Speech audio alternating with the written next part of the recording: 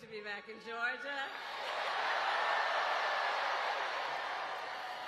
Thank you, everyone. Can we please hear it for Tyler?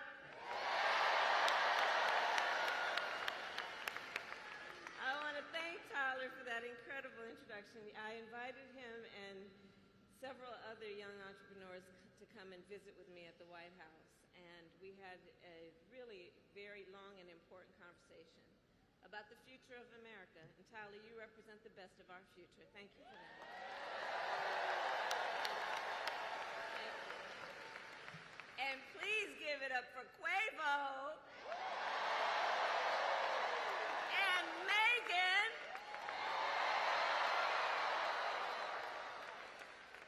So it is so good to see everyone. And let me also thank our incredible members of Congress who are with us this evening. Senator John Ossoff, Senator Raphael Warnock, and Representative Nikema Williams. To Mayor Andre Dickens, thank you for welcoming me back to Atlanta. And thank you to the great Stacey Abrams for your extraordinary leadership. So, Georgia, it is so good to be back, and I am very clear. The path to the White House runs right through this state. And you all helped us win in 2020, and we're going to do it again in 2024.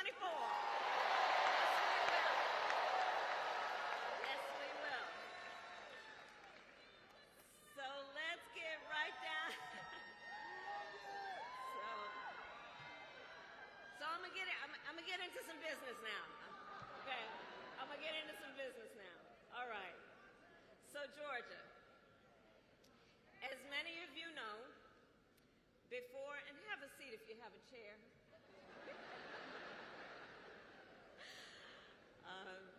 As many of you know, before I was elected vice president, and before I was elected a United States Senator, I was an elected Attorney General and an elected District Attorney.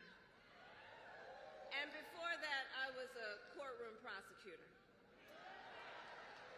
So in those roles, I took on perpetrators of all kinds.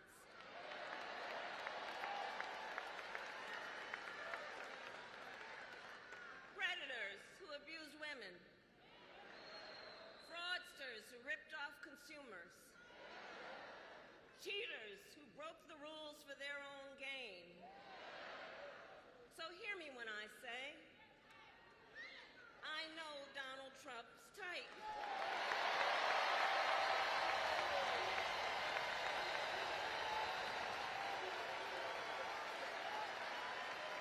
I know the type.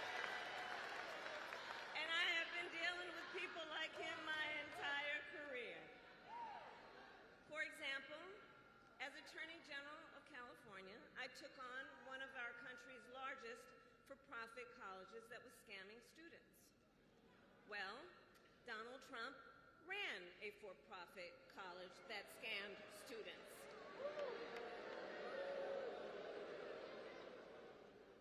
As a prosecutor, I specialized in child sexual abuse cases and sexual abuse cases. Well, Trump was found liable for committing sexual abuse. And as an Attorney General, I held the big Wall Street banks accountable for fraud. Donald Trump was just found guilty of fraud. 34 counts.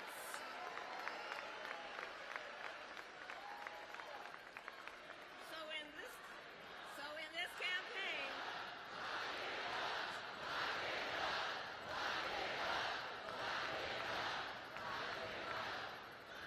this campaign, I will proudly put my record against his any day of the week. Any day of the week. Including, for example, on the issue of immigration. So I was the Attorney General of a border state. In that job, I walked underground tunnels between the United States and Mexico on that border with law enforcement officers. I went after transnational gangs, drug cartels, and human traffickers that came into our country illegally. I prosecuted them in case after case, and I won. Donald Trump,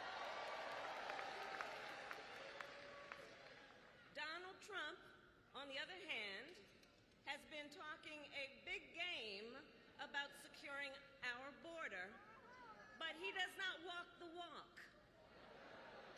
Or as my friend Quavo would say, he does not walk it like he talks it.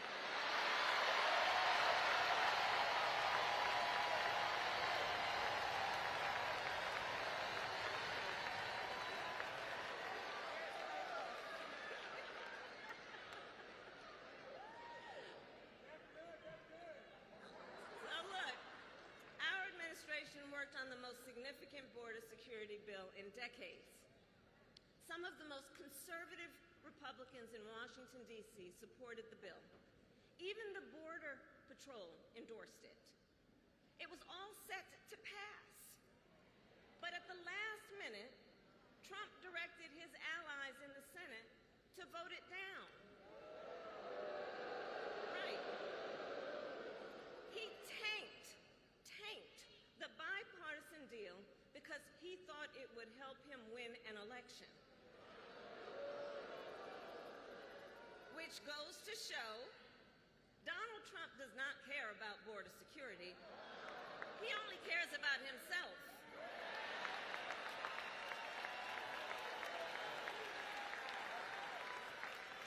And when I am president, I will work to actually solve the problem.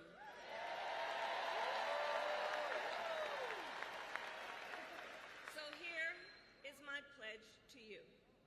As president, I will bring back the border security bill that Donald Trump killed, and I will sign it into law and show Donald Trump what real leadership looks like.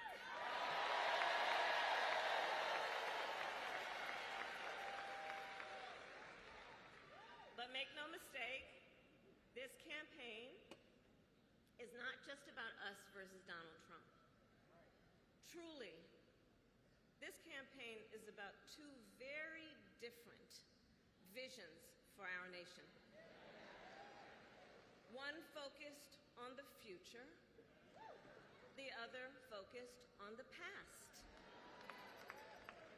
We believe in a future where every person has the opportunity to build a business, to own a home, to build intergenerational wealth, a future with affordable health care, affordable child care, paid leave. And all of this is to say, building up the middle class will be a defining goal of my presidency.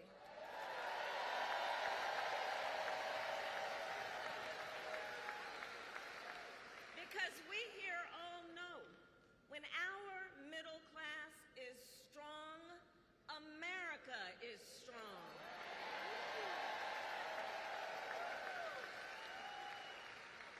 And to keep our middle class strong, families need relief from the high cost of living so that they have a chance not just to get by, but to get ahead.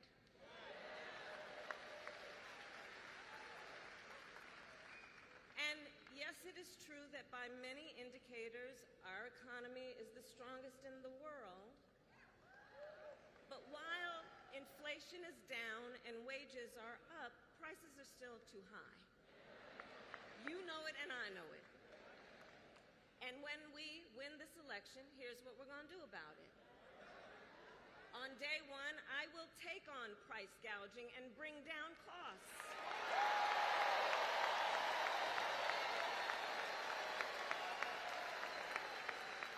We will ban more of those hidden fees and surprise late charges that banks and other companies use to pad their profits. We will take on corporate landlords and cap unfair rent increases.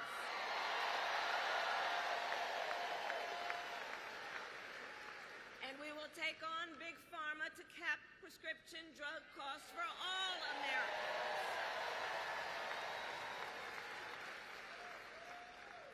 Our plan will lower costs and save many middle-class families thousands of dollars a year. But Donald Trump has a different plan in mind, one that would raise prices on middle-class families. Just look at his Project 2025 agenda. I take it you've seen it. Project 2025 is a plan to weaken the middle class. Be clear. And Donald Trump intends to cut Social Security and Medicare. He intends to give tax breaks to billionaires and big corporations. He intends to gut our investments in clean energy jobs. He intends to end the Affordable Care Act, to take us back to a time when insurance companies had the power to deny people with pre-existing conditions. You guys remember what that was? Children with asthma, breast cancer survivors, grandparents with diabetes. Georgia, America has tried these failed policies before, and we are not going back. We're not going back. We're not going back.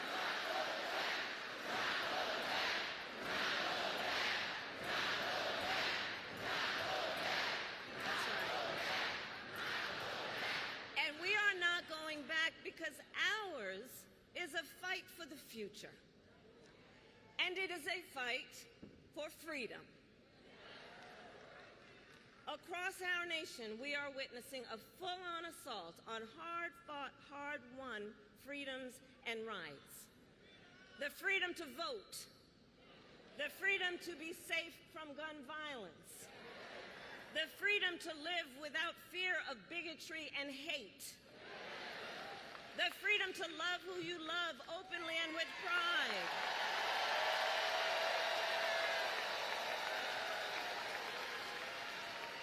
the freedom to learn and acknowledge our true and full history.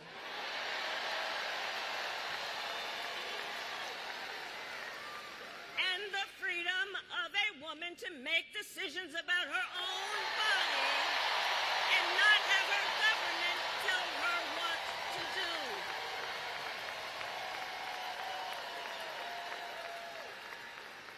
Ours is a fight for the future and for freedom.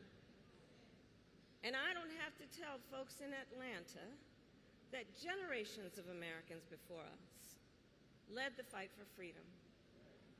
And now, the baton is in our hands.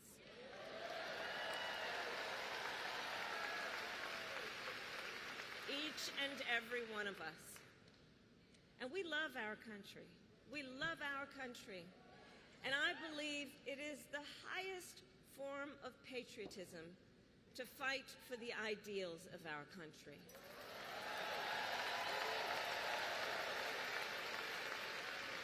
And so, we who believe in the sacred freedom to vote will finally pass the Freedom to Vote Act and the John Lewis Voting Rights Advancement Act.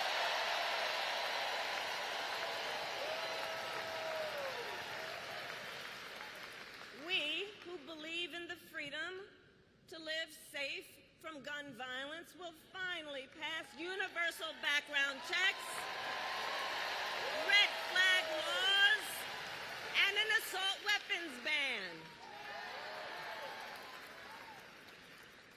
We who believe in reproductive freedom will stop Donald Trump's extreme abortion bans, and when Congress passes a law to restore reproductive freedoms, as President of the United States, I will sign it into law.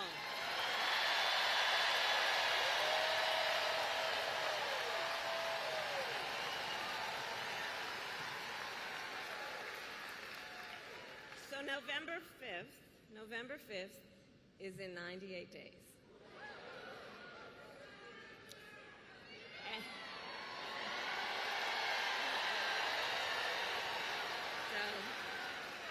In 98 days, and let's level set. Friends, let's level set. We have a fight in front of us. We have a fight in front of us, and we are the underdogs in this race. We are. But you see, this is a people-powered campaign. Ours is a people-powered campaign. In fact, after I announced my candidacy, we saw the best week of grassroots fundraising in presidential campaign history.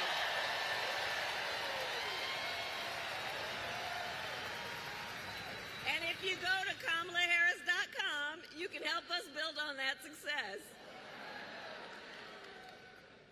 So the momentum in this race is shifting. And there are signs that Donald Trump is feeling it. You may have noticed. So last week, you may have seen, he pulled out of the debate in September he had previously agreed to.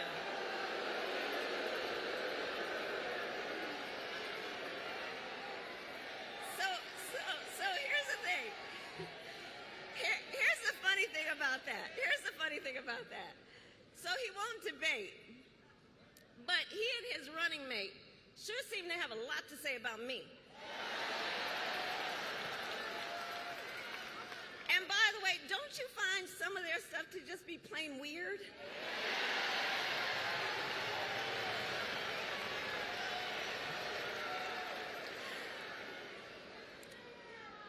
Well, Donald,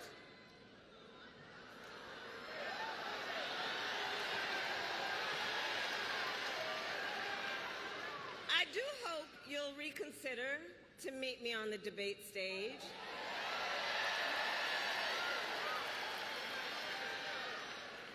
Because as the saying goes, if you've got something to say,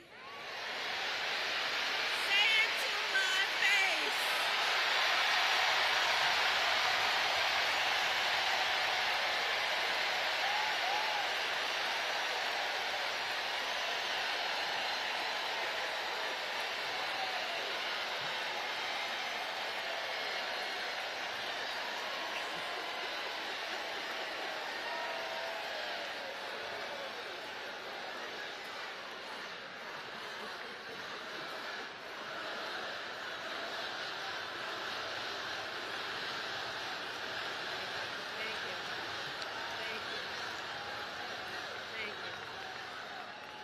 Georgia, in the next 98 days, we have our work cut out for us. And this is not going to be easy. This is hard work, but we like hard work. Hard work is good work. So Georgia, today I ask you, are you ready to get to work? Do we believe in freedom? Do we believe in opportunity? Do we believe in the promise of America? And are we ready to fight for it?